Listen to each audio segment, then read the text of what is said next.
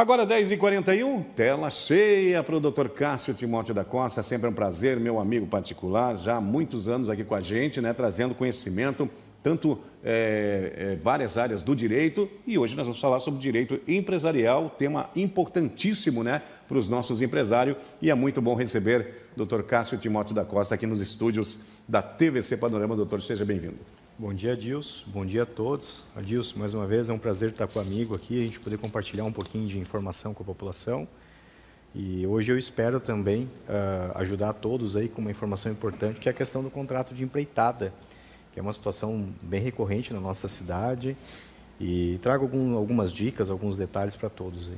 Contrato de empreitada, doutor, de empreiteiras, é muito corriqueiro, acontece muito na nossa região toda, né, doutor? Balneário, Itajaí, Itapema, por causa, principalmente também, né, que é a alavanca, acredito, o doutor vai explicar melhor, que é a construção civil. Então, portanto, precisa, em todos os setores, vai precisar de uma terceirizada, ou seja, aquele pessoal que fazem a empreita, né, empreitam o trabalho ali, e o doutor vai nos explicar melhor. Aliás, já tem pré-perguntas, doutor Cássio, vamos nesse segmento, e você pode participar com a gente.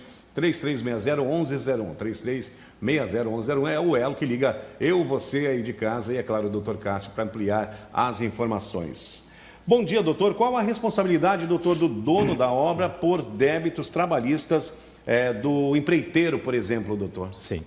Nós temos um entendimento, Adilson, do Tribunal Superior do Trabalho, que é o entendimento 331, que ele entende que o dono da obra ele não responde por débitos trabalhistas se ele não for, obviamente, uma construtora, se a atividade do contratante também não se mesclar com o que está sendo desenvolvido, né? Por exemplo, eu, pessoa física, quero fazer uma obra na minha casa, contrato uma empreitada, nesse caso eu não respondo pelos débitos trabalhistas da empreiteira que eu contrato, com base nesse entendimento do Tribunal Superior do Trabalho. Contudo, se eu for uma construtora e contrato um empreiteiro terceirizando o meu trabalho para um cliente final, ou muitas vezes essa empresa pertence ao grupo econômico da empreiteira, daí, nesse caso, sim, é possível, eventualmente, atribuir responsabilidade, inclusive ao contratante, pelos débitos. Mas é importante separar aí as finalidades. Quando nós estamos falando de uma pessoa física contratando uma empreiteira, basicamente, este será o beneficiário final da obra. Quando nós estamos falando aí de uma empreiteira, de uma construtora, de uma incorporadora contratando a empreiteira, nesse caso, normalmente, juntos estão desenvolvendo um produto para venda, e, nesse caso, automaticamente puxa a responsabilidade também numa eventual demanda trabalhista. Perfeito. Muito bom dia para você que está chegando agora aqui no nosso programa A Hora do Povo. Hoje, Direito Empresarial, Dr. Cássio Timóteo da Costa, trazendo aqui as informações importantes. Vamos com a participação do nosso telespectador na tela do programa A Hora do Povo, na manhã desta quarta-feira. Muito obrigado aí ao Miguel, que está nos acompanhando. Bom dia, doutor. O empreiteiro, doutor, responde por danos de terceiros durante a execução da obra, doutor? Sim. Na verdade, até só para esclarecer, Adilson, a gente está trabalhando aqui tanto para a questão empresarial, para os empreiteiros, obviamente, mas mais propriamente na questão de direito civil, aí, né, para as questões contratuais envolvendo empreitada. O que é importante as pessoas entenderem? De regra, sim, o empreiteiro ele vai responder por danos causados a terceiros, eventualmente. Se estiver passando uma pessoa na frente da obra e cair um tijolo, cair alguma coisa nessa pessoa, quem vai responder aí é o empreiteiro. Contudo, eu oriento as pessoas que eventualmente forem contratar empreiteiros para fazerem obras ou reformas, que de preferência condicionem na contratação um seguro de responsabilidade civil.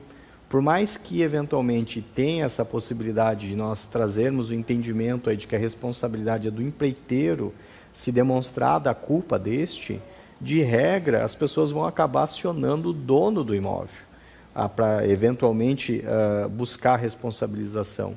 Então, nesse caso, para evitar ou pelo menos minimizar eventuais prejuízos, a minha orientação é que sempre que você contratar um empreiteiro, já traga no próprio custo da negociação a contratação de um seguro de responsabilidade civil, porque normalmente os valores são baixos, são de uma certa forma bem reduzidos e compensam aí para custear tanto a questão da eventual condenação, como também despesas processuais que de regra você vai ter que ter mesmo sendo inocente. mesmo não tendo responsabilidade, vai ter que estar gastando com advogado, com custas judiciais para se defender.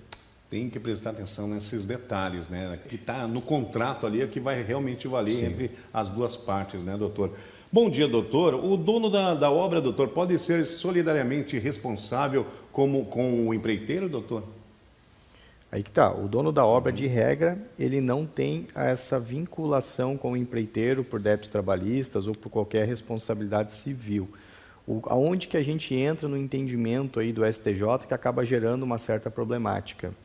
É quando o dono da obra ele não exerce cautela na contratação no sentido de fiscalizar a questão de segurança do trabalho, não fiscaliza o cumprimento das obrigações legais, por exemplo, alvará de construção ou qualquer outra obrigação legal. Nesse caso, existe uma linha dentro do STJ aí que entende que pela omissão ou pela ausência de cautela do dono da obra, daí poderia eventualmente atribuir uma responsabilidade para esse.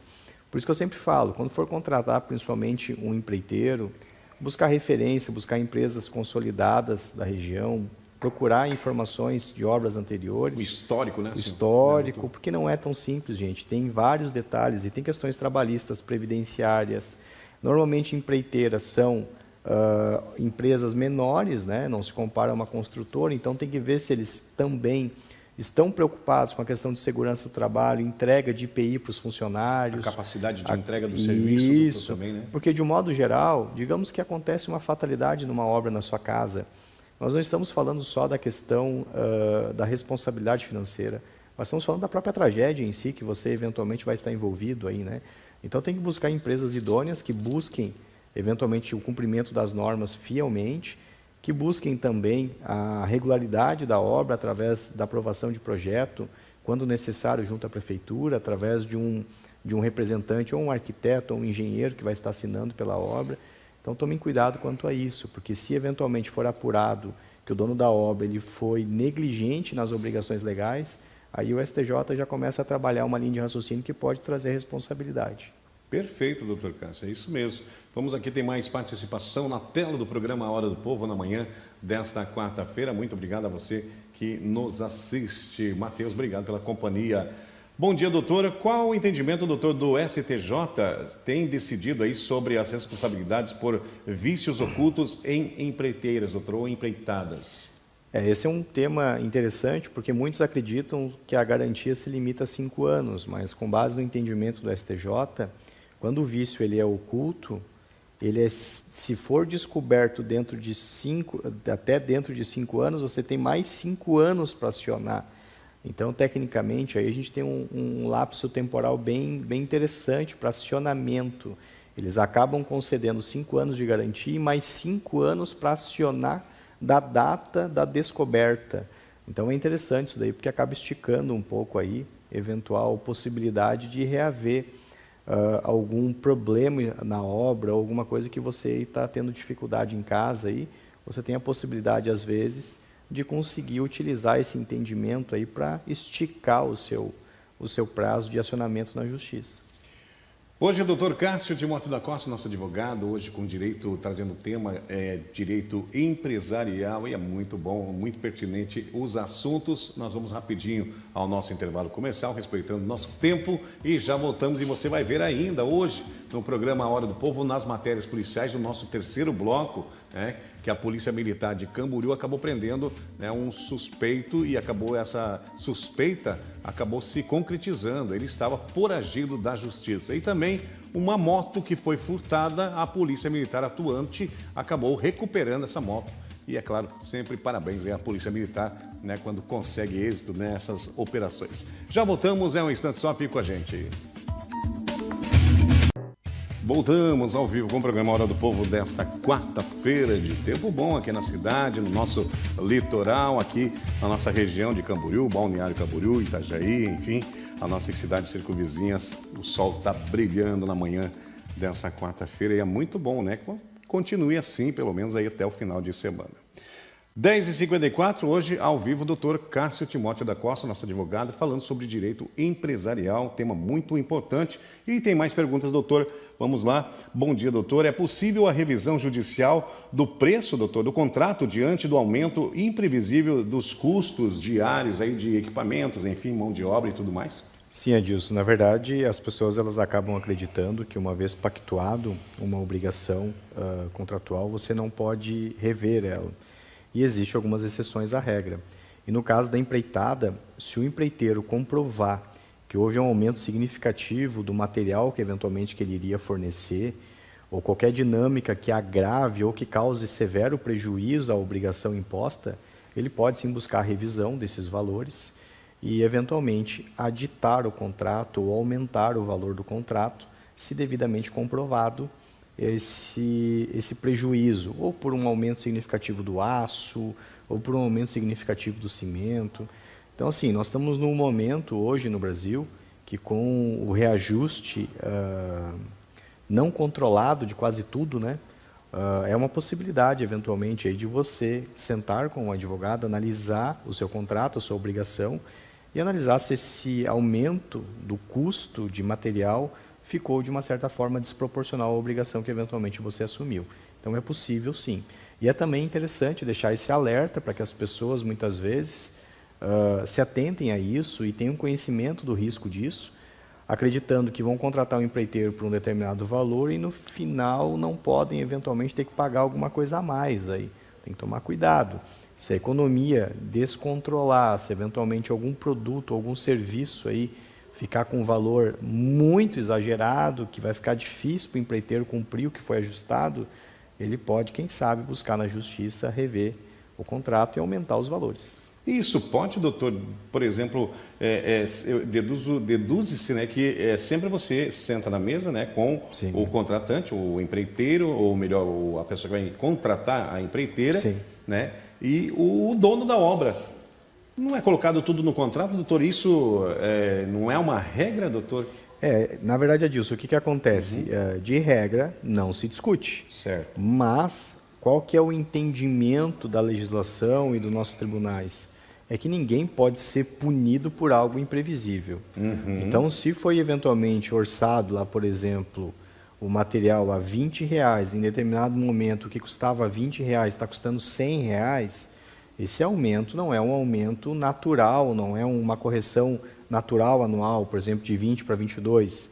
Agora, quando a gente começa a trabalhar em reajustes exorbitantes e que afetam a proporcionalidade do contrato, a ideia do legislador também e dos próprios tribunais, com os seus julgados, com as suas interpretações, é de que as pessoas não sejam eventualmente prejudicadas, as empreiteiras também não sejam prejudicadas pelas questões econômicas, porque eles não podem também entregar aquele valor que naquele momento foi pactuado, porque aconteceu uma situação imprevista. E pode mudar, né? E pode mudar. Né? Num cenário que nós estamos hoje da economia brasileira, do jeito que ela está, com os valores sofrendo reajuste de uma forma desproporcional, começa a nascer aí a possibilidade dos empreiteiros buscarem, eventualmente, um especialista para analisar o seu contrato, para ver se não estão tendo que entregar uma coisa muito além daquilo que foi planejado e, eventualmente, estão sendo prejudicados contratualmente, financeiramente, porque nós temos que pensar que o propósito é que ninguém saia lesado da dinâmica. Se for um reajuste proporcional, esperado, dentro de uma certa métrica, está tudo certo. Agora, se for algo que está fora do esperado, daí quem sabe nasce aí a possibilidade de rever isso daí. Inclusive, tem também a possibilidade de rever contratos públicos. Processo de licitação, eventualmente, com um empreiteiro ou com uma empresa participa, se aquilo que você está entregando foge da normalidade ou reajuste que está sofrendo, inclusive tem ação judicial para rever o próprio contrato, a própria licitação que você está aí vinculado. Então, é uma situação que mostra se para o ente público, que muitas vezes tem todas as regras de proteção e de garantia, de fazer um processo licitatório, se eles, naquela dinâmica bem mais complexa, podem sofrer a decisão judicial de ter que pagar uma diferença, quem me dera, obviamente, as relações contratuais de natureza civil. Né? Até porque a nossa economia, né, doutor, não é uma economia sólida, né? Sim, Ela sim. é muito, com muita variante, né? Muitas variáveis, né? No mercado e tudo pode acontecer, né, doutor? É que é complexo, assim, quando a gente fala, por exemplo, os índices que o governo divulga, né, de 4, 5% aí, só que nós temos que analisar, por exemplo, a nossa economia aqui de Balneário Camboriú, ela basicamente se resume em 3 coisas, construção civil, turismo e serviços, né?